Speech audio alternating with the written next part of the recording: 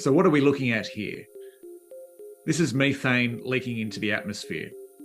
Now, methane's a really powerful greenhouse gas, about 80 times more powerful than carbon dioxide, so a really big part of the climate change problem.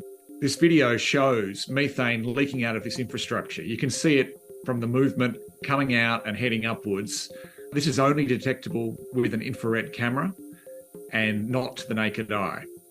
Now, the Australian Conservation Foundation and a global non-profit called the Clean Air Task Force went out into New South Wales and Queensland to about 35 different sites, talking gas wells and coal mines and gas pipelines, and used this infrared camera to see if gas was leaking. And they found more than 100 places where it was leaking into the atmosphere.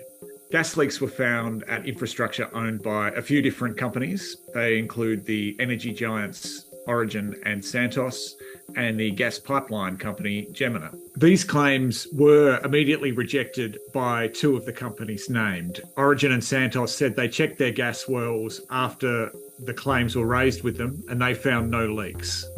The Australian Conservation Foundation and Clean Air Task Force say there were at least 25 visible leaks along Jemena's pipelines in Queensland and New South Wales. They say there were at least 10 visible leaks from Origin's coal seam gas wells in Queensland, and that methane was being released from 4 of 7 coal seam gas wells owned by Santos in the Pillager Forest in New South Wales.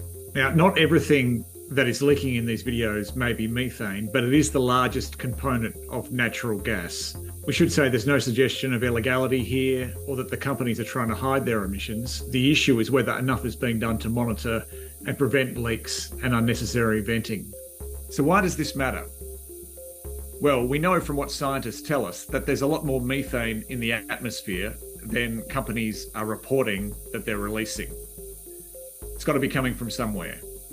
There is an expectation, and has been previous evidence that there might be widespread leaks from mines and pipelines. We really need to crack down on this if we're going to be serious about the climate crisis.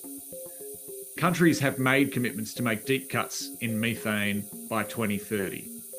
Detecting where this methane is coming from is obviously an important first step in getting there. So this footage should be useful and hopefully will lead to further action.